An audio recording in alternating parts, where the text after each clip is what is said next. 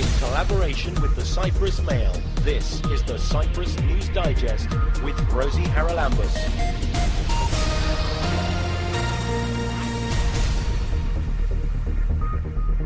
This week, the Deputy Minister for Digital Policy outlines his ambitious plans for the transformation of our society. It's our role, it's our mission to provide digital transformation not just on the government sector, but also nationwide. And citizens are called to join a new project to create gardens in all our towns. Gardens of the Future right now has the support of more than 300 volunteers who already registered and more than 100 volunteers who already participated in the phase 1. For a long time now, the government has been promising that red tape will be cut and that things need to be digitised. Well, the man who's getting on with all of that is our Deputy Minister to the President for Research, Innovation and Digital Policy. He is Kyriakos Kokkinos. He joins us on the programme this week. Kyriakos, first and foremost, can I say that the lockdown seems to have galvanised the whole idea of how we make things online and easier in terms particularly of government departments? Well, yes, I think that because we have been forced to get into the digital interaction and communication, that has been a kind of a test, a crash test, if and how our society, our business ecosystem can function, and the government as well, can function on digital platforms. And I think that we've passed this test. It's a common acceptance, and everyone is acknowledging that we've managed to make a step change on the digital transformation of the country simply because we have been forced to. But you did it in record time in many, many cases. I mean, we've been talking about this for years. I can remember talking to our now finance minister when he was an advisor to the president. So we're going back 5, 6, 7 years. And he said, we have to do this. And it took time. And then suddenly you arrived and whoomph, it's all happened within weeks. Well, it's not all happened, but a lot of it has. A lot of it happened, and not just because of me, but because of the government's decision to establish this new ministry, who is mandated. It's our role, it's our mission to provide digital transformation, not just on the government sector, but also nationwide. So I cannot accept that this is my success. This is a joint effort by all the society, my team in the ministry and my fellow ministers, where we worked as a team. Yes, I have been orchestrating and I have been driving this, but the actual result is coming from the collaboration and the collective work that has been done by everyone. And I have many examples to demonstrate this. For example, in the Ministry of Labour, where we had to provide the subsidies and the funds to the citizens to ease their life because of the lockdown, because of the shutdown of their businesses. And we had to give to more than 200,000 people that were eligible to receive money to survive throughout this lockdown period. And for a change, if I'm not wrong, they didn't have to go somewhere and fill out a form and all the rest of it. My job was to design and build a digital platform, but the design, the business logic and everything was in collaboration with the Minister of Labour, and she and her team, not just, it's not a one man or one woman job. We worked together as a one team. We brought in the private sector as well, because we had to rely on external resources and knowledge as well. So you see that when you are determined and you are forced to do things, we can make it happen. That gives us the courage to continue and build on this success. And I'm confident that in the, not years, in the months to come, we will see very important and innovative solutions that will ease the life of our citizens and our business landscape.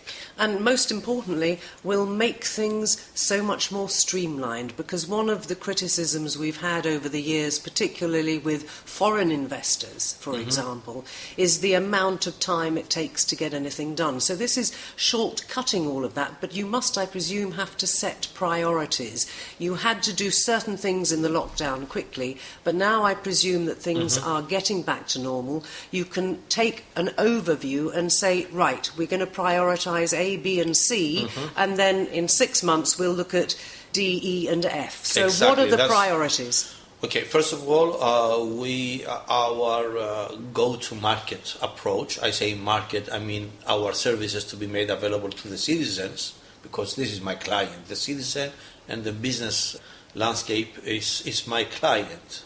I'm trying to give them my best service. So we are working on a two-speed approach. One is the short term.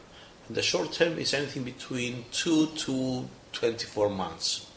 What can we give in the next 24 months? In parallel, in the long term, there are mega projects that are multi-million euro projects in every ministry, like in the school management system in the Ministry of Education, which is a 12 million project, or the digitalization of the state hospitals, which now are autonomous hospital under the new national, there is a project of 55 million euros.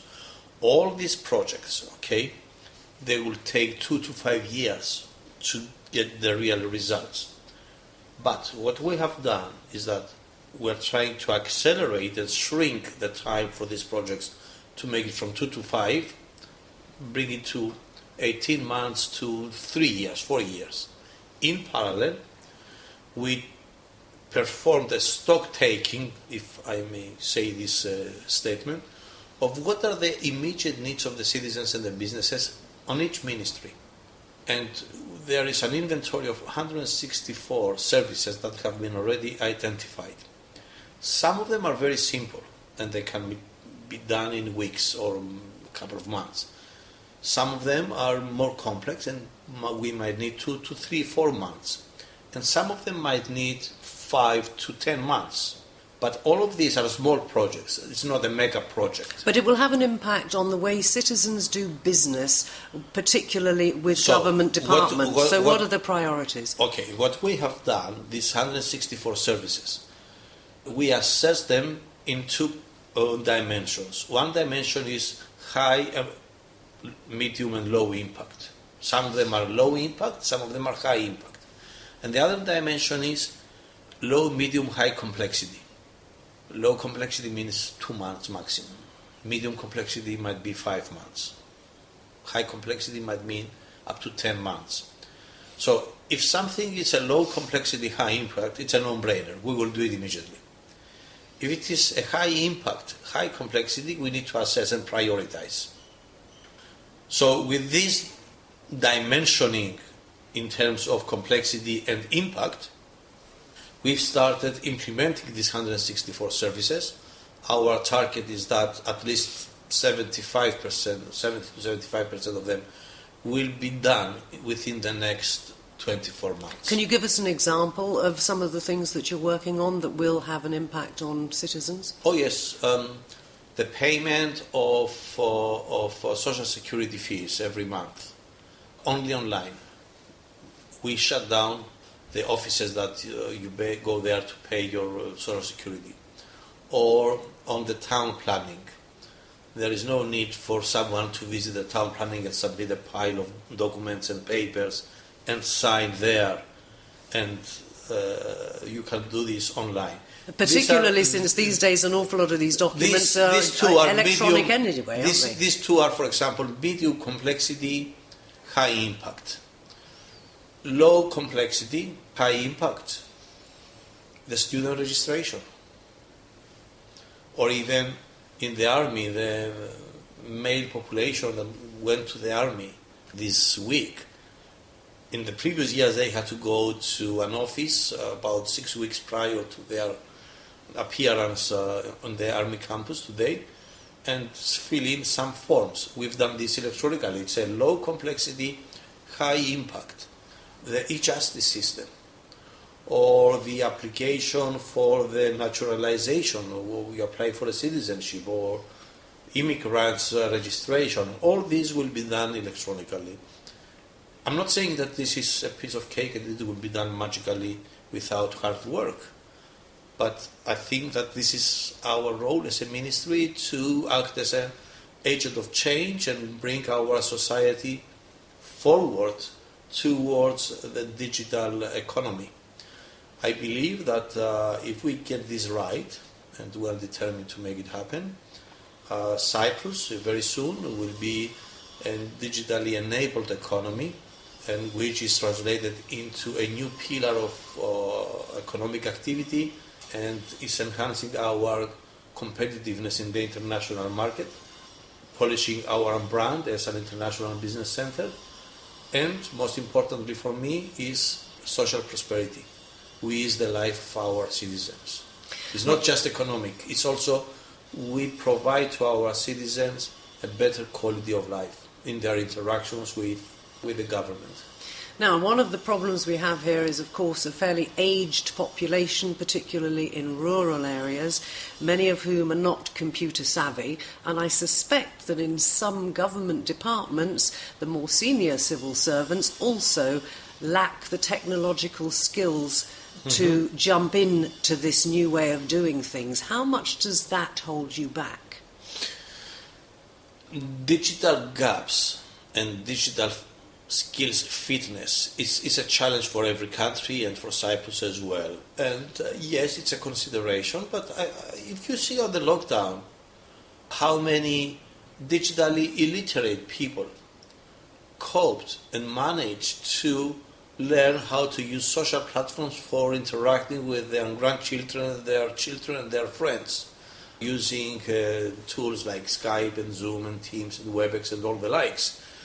This is a demonstration that innovation in digital happens by necessity. So people, when they see the value of technology, they will embark onto the digital upskilling journey. Of course, we will not leave it to the next pandemic to take them to the next level of digital upskilling. In September, we will deploy, we're on the design phase now, specific digital upskilling programs targeting specific demographics. For example, people on the third age, above 70 or 65, we will have specific programs online as well as classroom or combination of the two. For the civil servants, we're already in collaboration with the Academy of Education of the Public of Civil Servants to provide upskilling programs targeted to the population of civil servants, and also depending on the profession of each individual in the private sector, we will also announce educational courses that most of them will be free, some of them will be on a fee base that can be subsidized by the Human Resource Development Authority of the country, so it will be net zero cost to the employee or the citizen. So yes, there is an aggressive plan for bridging the digital skills gap that we have. This is an enabler for accelerating the digital transformation. Of course, it also means that you've got to, if you're looking ahead, start making sure that there are computer lessons in schools from a very early age, because the youngsters pick this up so quickly, and you won't have a gap if they're getting the basic technological skills they need before they leave school. Mm-hmm. The challenge we have, the educators and our age people, is that we are digital immigrants. We immigrated and were forced to adapt and adjust into a new world, while the youngsters are digital natives. They have been born. So this cultural but also knowledge management way of frame of thinking, I dare to say, needs to be bridged, and the digital gap that we have between our native digital youngsters and the education sector, the students and the elementary school and the high school.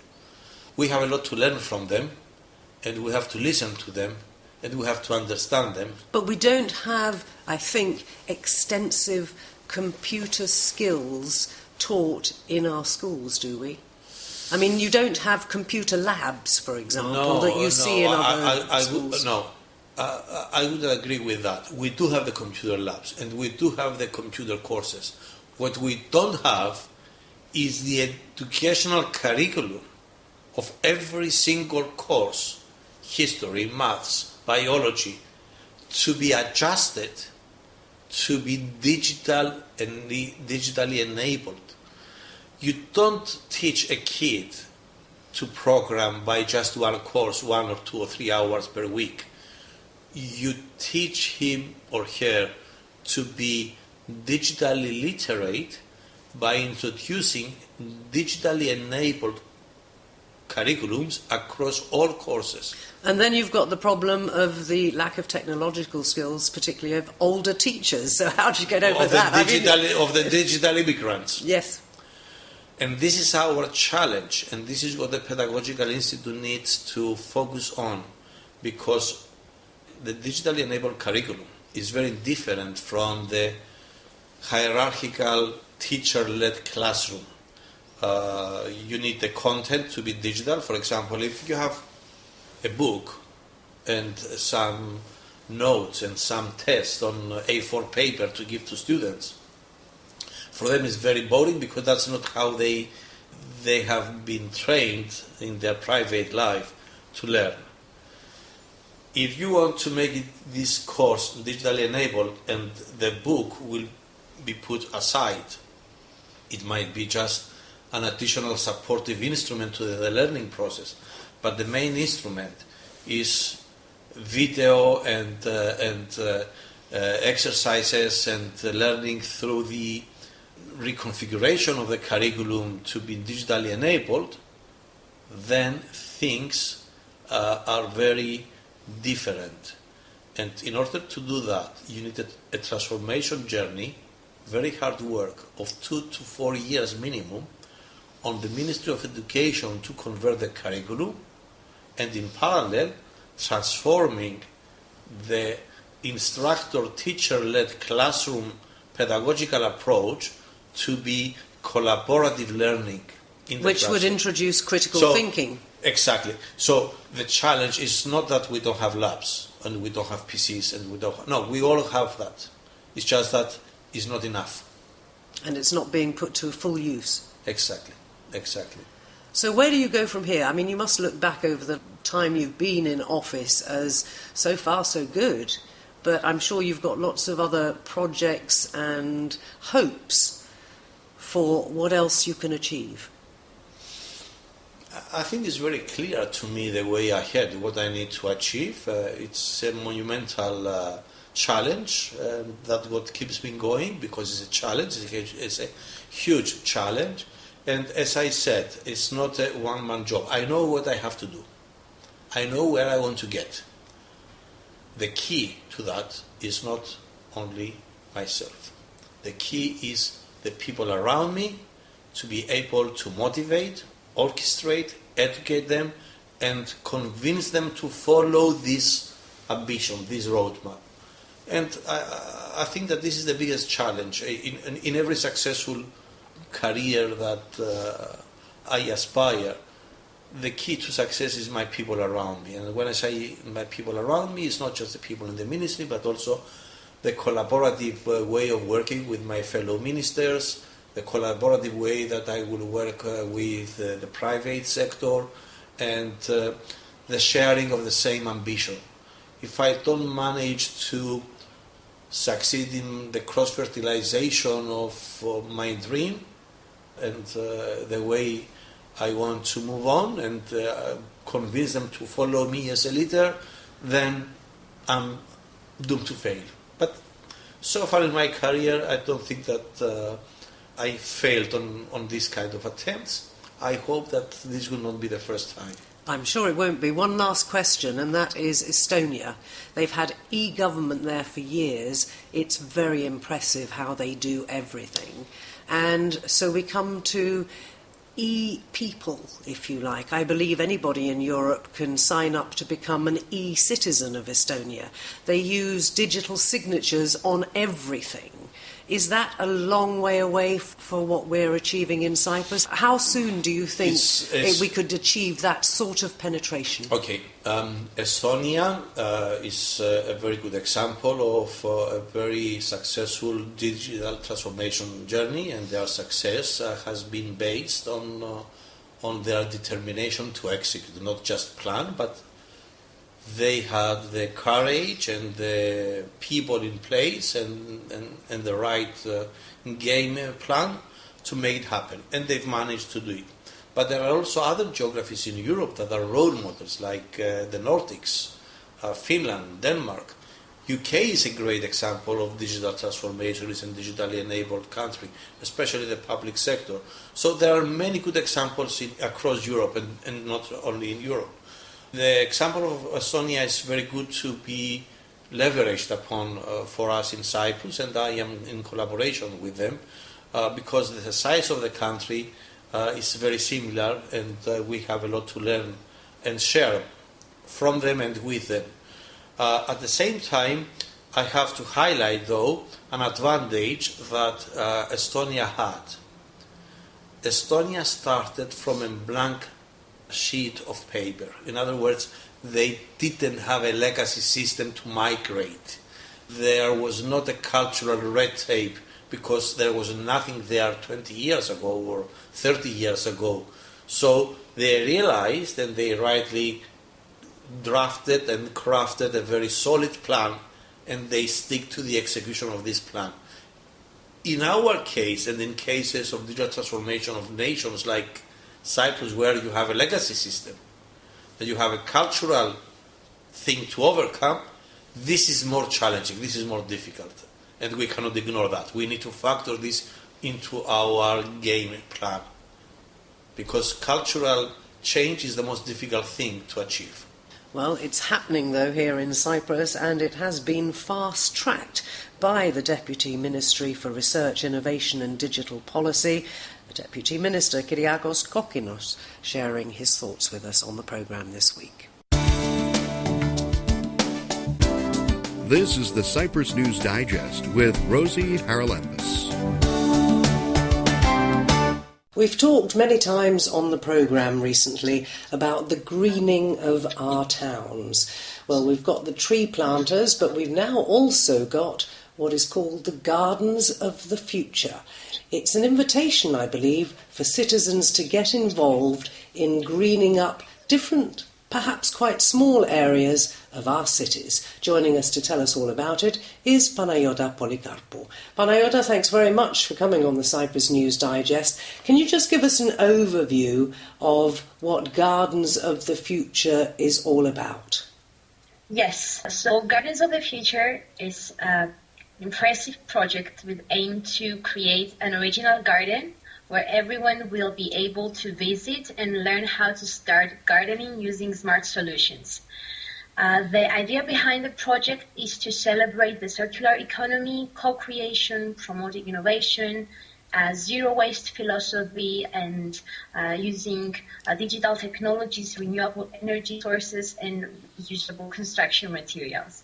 So this garden will serve as an incubator for the growth and production of organic products, such as herbs, fruits, and vegetables, as well as a model for the innovative construction of vertical gardens and technology catalyst for new systems of water and solar management.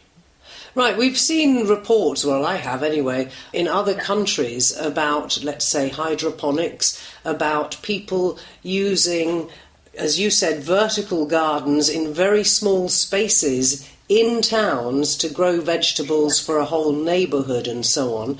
How, first of all, do you select the areas where you can do this? Let's talk, you're based, I think, in Nicosia. So do you have to get permission from the municipality for certain areas? How is the logistics worked out at the very beginning? Yes. Actually, the current garden now is as we have it as as a help from the municipality of Nicosia, but also we have also invitations from other places around Cyprus that they would like to contribute their space to create this communal garden. So may go as a help, as a contribution for someone who would like to share their space, as well as local spaces that are not used by anyone. So basically, if you go to the municipality and say, that plot over there, can we make a garden here? Then what do you do next if the answer's yes? Well, the process basically is to, make sure that the garden is area that it's friendly to people so they can visit. So the project is based on the model that volunteers and locals will be active in the garden. So it's important to have a network of volunteers that will be able to protect the garden, but also to cultivate it, right? So Gardens of the Future right now has the support of more than 300 volunteers who already registered and more than 100 volunteers who already participated in the phase 1 of the garden, which was the cleanup. So of course, having a space is one thing, but having the network behind and the volunteers to support the idea is also an important thing as well. Well, what's next? 300 is an awful lot of gardens and presumably an awful lot of volunteers.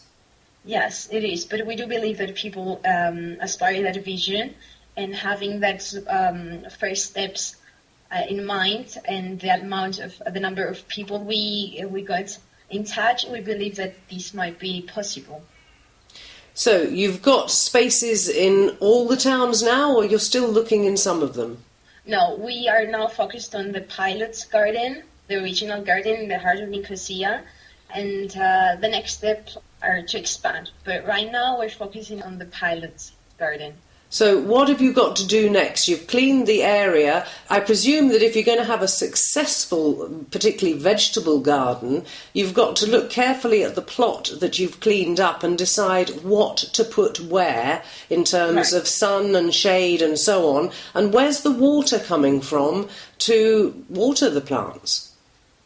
Based on what the garden looks like, there have been designs that will support where each plant goes where, and water is something. It was an issue that with the support of institutional organizations, we now have access to water as well. The planting, I presume, will take place in a couple of months' time? Yes, right.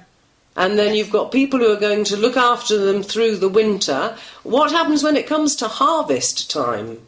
The team behind and the network of volunteers, we got great network of people who had the experts either in agriculture or either in designing places like that, who are willing to contribute to the garden. So we really count on the help of individuals, and that's why we're always open to people to join the team, and we encourage people to follow us on our social media so they can be more active, because we believe the experts of volunteers will contribute to the success of the garden. I presume that if this gets off the ground properly, you could then, if you like, train interested groups of people from various neighbourhoods who could just go away and do something similar in their neighbourhood. Exactly, because that's our main idea. We want to help people to use smart solutions to create their own gardens in their own places, using a different approach and being ambassadors for the sustainable change, using Gardens of the Future as the tool. That would be the ideal. So where can people find out more about this, Panayota? People can find out more about us in our website, gardensofthefuture.com, in our Facebook page, Gardens of the Future, and Instagram account, Enter the Gardens, where we upload upcoming events and activities, cleanups that we would like volunteers, but also we share events and more activities. Can you give out a phone number as well? So I will advise to call with one of the co-founder members, Natasha, which is 99756409.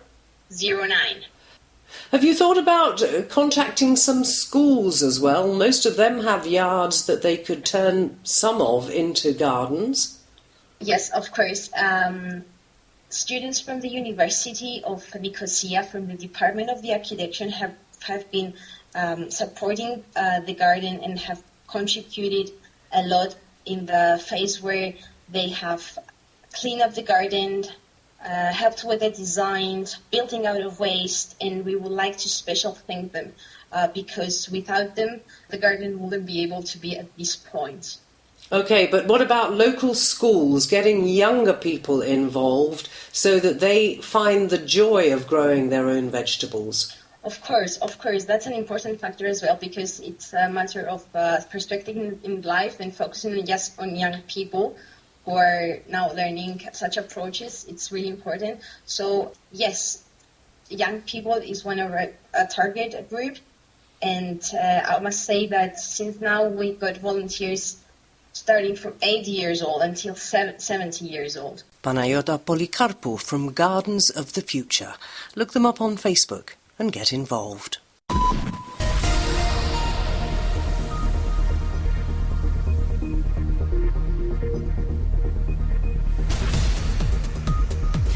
Well, that about wraps up this edition of the Cyprus News Digest. Many thanks for your company. Hope you'll join me next week. Till we meet again, take care and God bless. Bye-bye now.